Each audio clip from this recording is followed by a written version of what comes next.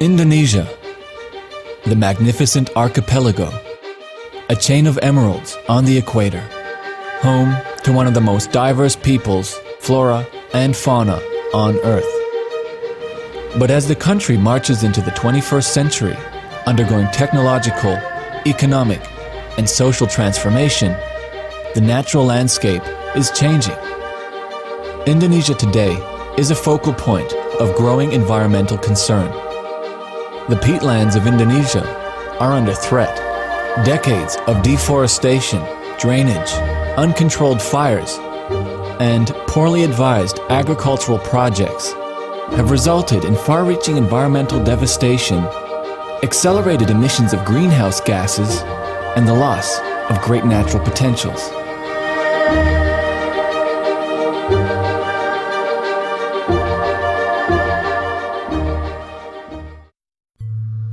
About 2/3 of the world's tropical peatlands are located in Indonesia. Most of them can be found in the subcoastal lowlands of Papua, Sumatra, and Kalimantan on the island of Borneo. Peatlands are murky and wet, spongy, waterlogged, stained black by tannins leaching from dead leaves and wood. Direct sunlight rarely ever touches the ground. To me, a peatland is very important. Peatland is so specific. A lot of flower, a lot of fruits are only specific to the peatland. Peatland also the refuge of many species. This is the home of the endangered Bornean orangutan, proboscis monkey, and other primates. It is a source of life for the local Dayak people. Peatland forests provide important ingredients for modern medicine. We need to protect because we don't know yet the value of the biodiversity. For example, one fungus can be $1 billion values. If we do it rightly, they may have potential for medicine. But the Indonesian peatlands are under serious threat. Since early 1990s, Indonesia lost about 35 million hectares of forest. Though we still have about 65 million hectares of primary forest, including also peatland in a very good condition. That 60-something million hectares is in constant threat from people who would like to take the land where the forests grow for agriculture, infrastructures, houses, roads, and whatnot. With the increased population, there's an increased demand. And some parts of the forest are quite close to the big cities, close to the shore where we normally develop our economy. Scientists understand that the impacts of peatland degradation put a heavy burden on the local area and on the global ecosystem. Peatland deforestation and the degradation of the peat is a major source of greenhouse gases to the atmosphere. So in that sense, they have a health effect on the planet. But what exactly is peatland degradation and where are the emissions coming from? This is a healthy peat swamp forest, and this is peat, a carbon storage. Peat consists of the remains of fallen trees, branches, leaves, and other plant matter that have been building up in waterlogged conditions for thousands of years, forming a peat dome. It rains a lot in the peat swamp forest. The forest cover and sponge-like nature of the peatland ensures that the peat remains saturated with water. These conditions bring the decomposition process to a halt, and so the carbon remains safely stored away. Until someone comes along with a saw, cuts down some trees, and digs a trench to flush the timber out of the forest. Water that was previously trapped in the peatland starts to flow out of the ditch. For the first time, large amounts of sunlight enter the forest. The temperature goes up. The peat near the ditch dries out. Oxygen enters the peat, and the peat begins to decompose. Solid carbon turns to carbon dioxide, traveling up and away. At this scale, the impacts are relatively small. The peatland forest will grow back and continue to trap vast amounts of carbon whilst providing important goods and services for local communities. It's when you go large scale that everything changes. Bulldozers and excavators cut through the forest. Large canals and trenches make way for timber transport and other products intended for planting in the future. Water flows out of the peatland. Sustained drainage causes the water table to go down. As a direct result, the peat dome starts to subside. The added elements of sunlight and oxygen cause the release of carbon dioxide. Seasonal peat fires further accelerate the process, sending vast amounts of carbon dioxide and other greenhouse gases into the atmosphere. It's the dry season in central Kalimantan. The provincial capital city of Palangkaraya is thick with smoke. On a bad day, the building on the other side of the road is barely visible. Traffic vanishes in the gloom. Few venture out into the streets. The surrounding peatlands are burning. The combustion is primarily what we call smoldering combustion. Smoldering combustion is dirty smoke. So there's a lot of chemical products of incomplete combustion, and because the burning rate is slow, those combustion products are basically trapped near the surface of the ground. Certainly it's not healthy. Frequently the concentrations exceed the recommended levels for outdoor activity. You would not want, for example, to have your children outside playing. Anak-anak sering sakit-sakitan karena hirup asap, infeksi itu batuk sama sesak napas. The fires usually drag out between the months of May and September.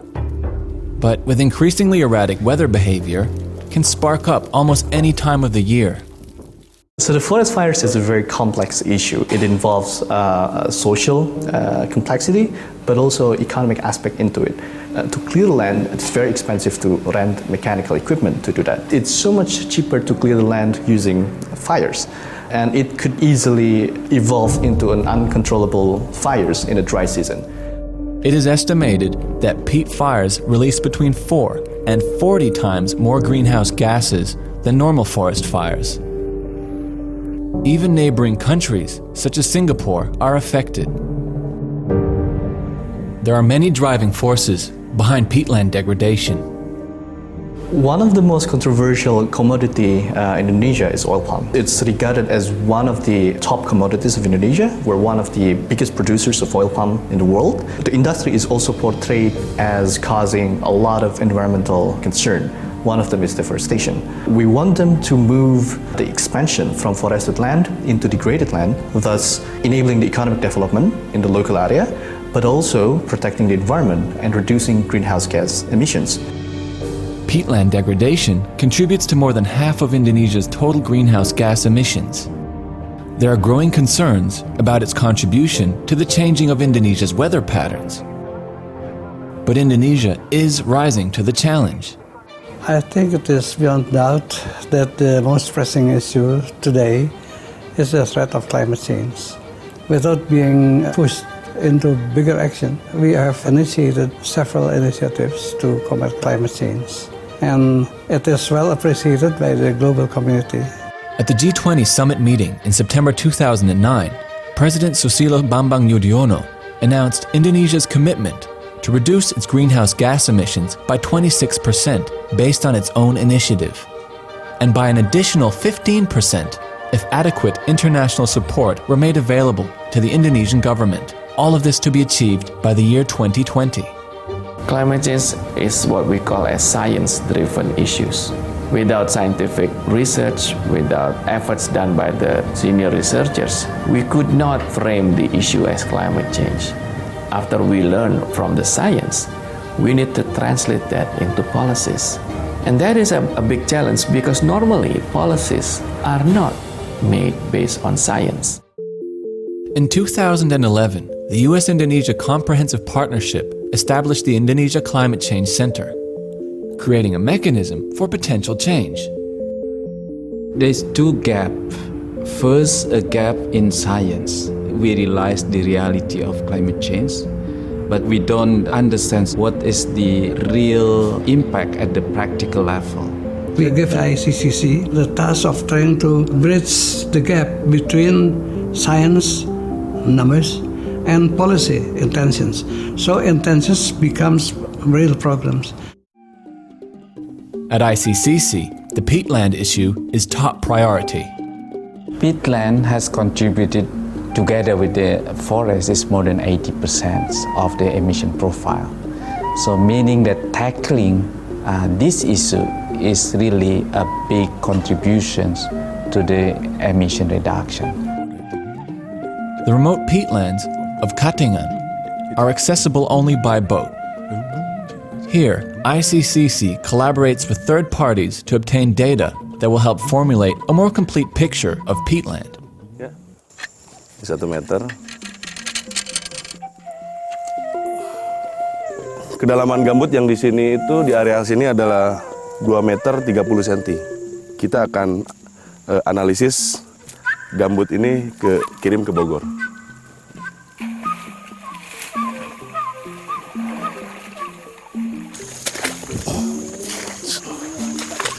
Ya, Farsi.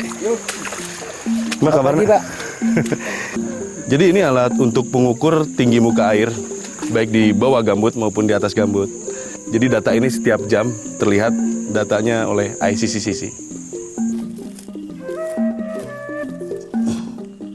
Ini salah satu contoh gambut yang sudah kering.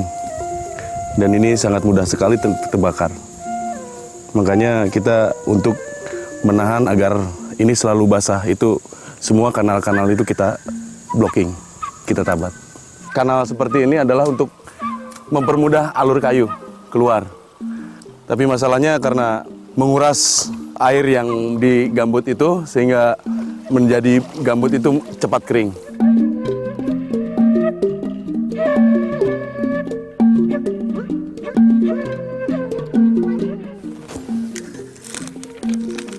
Kita menggunakan alat bernama EGM4. EGM4 ini merekord akumulasi karbon, soil temperature, soil humidity, dan juga flux karbon. Kemudian kita juga mengukur tidak hanya di lahan gambut yang terdegradasi, tapi kita juga mengukur di lahan gambut yang primer, di mana itu masih berupa hutan-hutan dan lahan gambut yang masih asli. Kalau misalnya kita mengetahui berapa akumulasi karbon yang dikeluarkan dari lahan gambut itu sendiri, kita bisa lakukan semacam kegiatan mitigasi atau adaptasi seberapa besar karbon yang bisa kita reduksi dari aktivitas yang ada di lahan gambut ini. The roadmap is clear, but there is still a long way to go. We hope that all scientific findings become a basis for policy decision. If all the policy is based on the science, so we hope we will have a better life. So right now, research has to be done for biodiversity, for community, either impact mitigation, adaptation, for many others. Primary forest and peatland, definitely the ideal solutions would be to preserve that.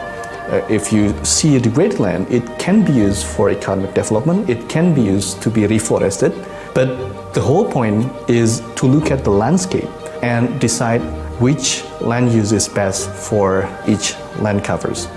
We're not going to move the yardsticks, as we would say, unless the people understand and are behind the change. It's that simple. I hope that Indonesia realizes that this climate change is a challenge, a threat, as well as an opportunity. We all agree that the best way to do this is to work together. It affects everybody. It is not enough that we know everything about this, that we are smart people doing this. If not, millions of people do the same thing. The consequences affect all layers of society in Indonesia and in the world. From environmental devastation to loss of species and economic potentials to potential driver of climate change, the peatland issue is calling for attention and care. How Indonesia manages this challenge will have a long-term effect on the quality of life of future generations.